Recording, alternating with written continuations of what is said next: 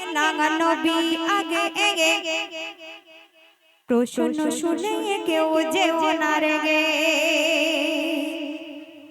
ফকির আগে নাঙ্গা নবী আগে এগে প্রশ্ন শুনে কেউ যেও না রেগে এক নারীর তারে নবী প্রশ্ন করে এক নারীর তারে মুছা প্রশ্ন করে এক ফকির দেখো তার দোয়া করে ফকির জঙ্গলের ধারে মুসা তুর পাহাড়ে দুজন দোয়া করে ও আল্লাহর দরবারে একদিন একটি নারী মুসা নবীকে বলছে যে তুমি আল্লাহর সঙ্গে সরাসরি কথা বলো তুর পাহাড়ে উঠে তুমি আল্লাহ পাকের কাছে গিয়ে জিজ্ঞাসা করো যে আমার কোনো সন্তান হবে কিনা আমার অনেক দিন বিয়ে হয়ে গেছে আমার একটিও সন্তান নেই পাড়া পড়ছি বাড়িতে সবার কাছে লাঞ্ছিত বঞ্চিত হই তুমি আল্লাহ পাকের কাছে জিজ্ঞাসা করো আমার কোনো সন্তান হবে কিনা তখন মুসা নবী যখন তুর পাহাড়ে গিয়ে আল্লাহ পাকের জিজ্ঞাসা করলেন আল্লাহ পাক কি বলছে সেই উদ্দেশ্য করে শায়র লিখতে শুনুন এক দুঃখী নাগারি মিনতি করি মুসা নবীকে ধরি তুমি আল্লাহর সাথে তুর পাহাড়ে গে কথা কও সরাসরি আমি বিরান বাগান নেই কোনো সন্তানে কত বছর কেটে গেল নারী বলছে এই দুঃখীর আর মানে চাই যে সন্তানে এ কথা আল্লাহকে বলো তারপর মুসা ওঠে পাহাড়ের চূড়ায় এ কথা আল্লাহকে জানায় আর আল্লাহ বলে হে মুসা আমি ওর নসিবে কোন সন্তান রাখি নাই তারপর এই কথা শুনে মনে মনে নারীর নাজারি করে এই কথা শুনে মনে মনে নারীর নাজারি করে এক ফকির এসে বলে সন্তান হবে তোমার ঘরে কি করে একটি রুটি একটি সন্তান দুটি রুটি দিলে মরে দুটি রুটিতে দুটি সন্তান হবে তোমার ঘরে হবে তোমার ঘরে মোরাল লাগা কিনা করতে পারে মুসা তুর পাহাড়ে ফকির জঙ্গলের ধারে মুসা নবীকে যখন আল্লাহ পাকের কাছে জিজ্ঞাসা করলেন যে আল্লাহ পাক ওই নারীটার কপালে কোনো সন্তান আছে কিনা তখন আল্লাহ পাক বললেন ওর নসিবে কোনো আমি সন্তান রাখিনি মুসা নবী যখন রাস্তা দিয়ে হেঁটে হেঁটে যাচ্ছে ওই নারীটা জিজ্ঞাসা করলো হে মুসা নবী আল্লাহ পাক কি বলল মুসা নবী বলল তোমার কপালে কোনো সন্তান রাখিনি আল্লাহ পাক তখন ওই রাস্তা দিয়ে হেঁটে হেঁটে একটা ফকির যাচ্ছে আর বলছে একটি রুটি দিলে একটি সন্তান হবে দুটি রুটি দিলে দুটি সন্তান হবে সেই নারীটা যখন খানা খেতে বসলো এই কথাটি শুনতে পেয়ে তখন ওই ফকিরকে ডেকে দুটি রুটি দিয়ে দিল এবং তারপরে কি ঘটছে সেই উদ্দেশ্য করে শায়র লিখছে শুনুন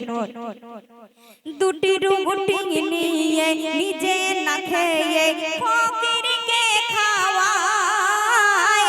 ফকির বলে ভরবে ফুলে গে তোর বিরান বাগিচায় নেই কোনো সন্তান পায়ে অপমানে প্রতিবেশীর লাঞ্ছনায় ফকির যা বলে যায় বছর ঘুরে পায়ে দুই চাঁদের কোনা সেই মেয়েটি যখন দুটি রুটি সেই ফকিরকে দিয়ে দিল ফকির আল্লাহ পাকের কাছে দোয়া করলো বছর ঘুরতে ঘুরতে দুটি সন্তান যখন হয়ে গেল ওই দুটি সন্তানকে নিয়ে ওই নারীটা রাস্তার ধারে দাঁড়িয়ে আছে মুসা নবী রাস্তা দিয়ে হেঁটে যাবে আর তাকে দেখাবে যে আল্লাহ পাক বলেছেন আমার কোনো সন্তান হবে না তাহলে এই সন্তানটা কিভাবে হলো তো তখন মুসা নবী কি বলছে সেই উদ্দেশ্য করে শায়র লিখছে শুনুন দুই বাচ্চা নিয়ে সেই মেয়ে দাঁড়ায় পথের ধারে যে পথ দিয়ে ওই মুসা যায় তুর পাহাড়ে আর দেখে সবই মুসা নবী অবাক হয়ে কয় কি কয় বলো বলো আল্লাহ বলো এ কেমন করে হয় আমি নবী আমার দাবি কেন ফিরালে মরে এক ফকিরের দোয়া কেন নিলে কবুল করে তুমি নিলে কবুল করে বলো গো বলো এ হয় কেমন করে ফকির জঙ্গলের ধারে যখন মুসা নবী তুর পাহাড়ের উপরে গিয়ে বলছে আল্লাহ পাক ওই নারীটার কোনো সন্তান ছিল না তুমি আমাকে বললে তখন এই নারীটার কি করে দুটি সন্তান হলো কার দোয়া কবুল করলে তখন আল্লাহ পাক বলছে যে আমি কার দোয়া কবুল করেছি তুমি নবী তোমার দোয়া কেন কবুল করলাম না আমি তার উত্তর দিয়ে দেব কেমন করে দিচ্ছে আল্লাহ পাকের ওহী নাজিল হয়ে গেল একটি থালা এবং একটি ছুরি নিয়ে এই মুসা নবীর হাতে দিয়ে দিল আর বলে দিল হে মুসা তুমি ওই পৃথিবীতে গিয়ে যদি কোনো মানুষের মাংস এবং রক্ত এনে আমাকে দেখাতে পারো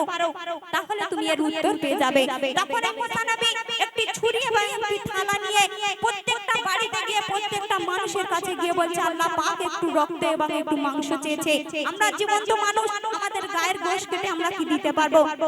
কোনো মানুষ যখন দিল না ওই মুসা নবী যখন জঙ্গল দিয়ে হেঁটে যাচ্ছে ফকিরকে দেখে কি বলছে এবং তখন কার দোয়া কবুল করলো সেই সম্পর্কে শায়র লিখছে শুনুন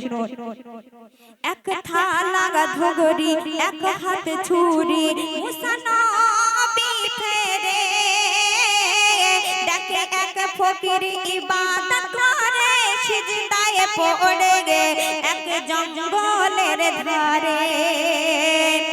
মুসা ফকিরকে কয় আল্লাহ মানুষের গোশ চায় তুমি দেবে কি গায়ের গোশ তোমায় দিলে গায়ের গোশ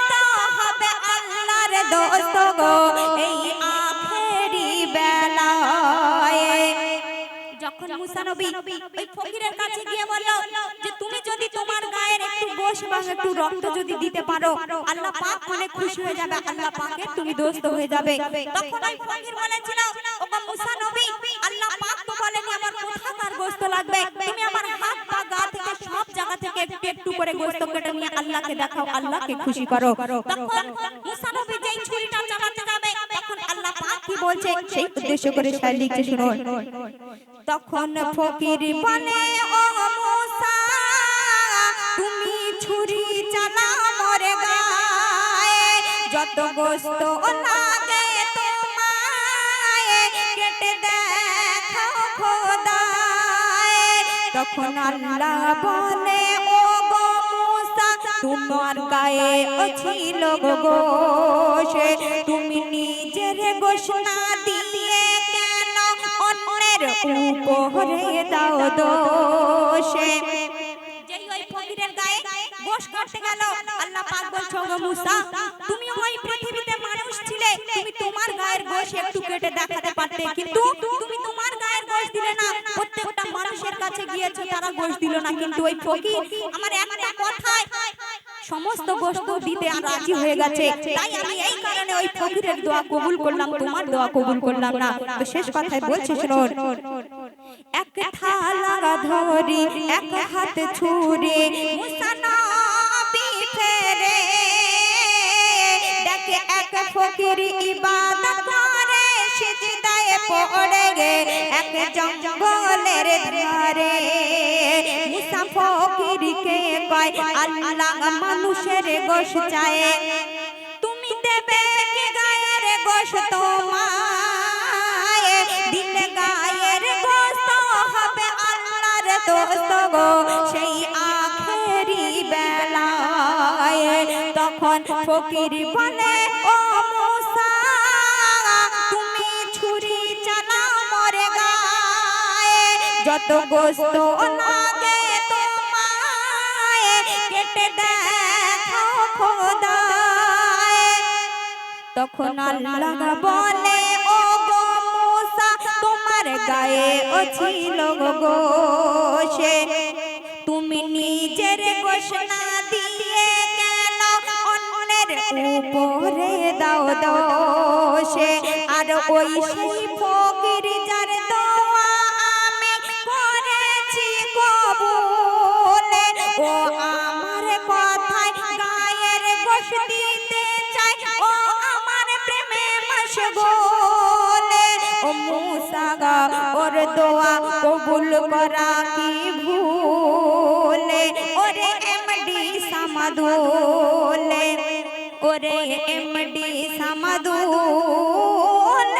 খোদার বিচার নির্ভুলে ফকির আগে নাগা নবী আগে এগে প্রশ্ন শুনে কেউ যে ওনার গে ফকির আগে নাগা নবী আগে এগে প্রশ্ন শুনে কেউ যে ওনার গে এক নারীর তারে মুছা প্রশ্ন করে এক ফকির দেখো তার দোয়া করে ফকির জঙ্গলের ধারে মুসা তুর পাহাড়ে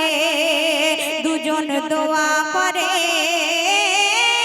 ও আল্লাহর দরবারে ও আল্লাহর দরবারে তো শুনলে একটি ঘটনা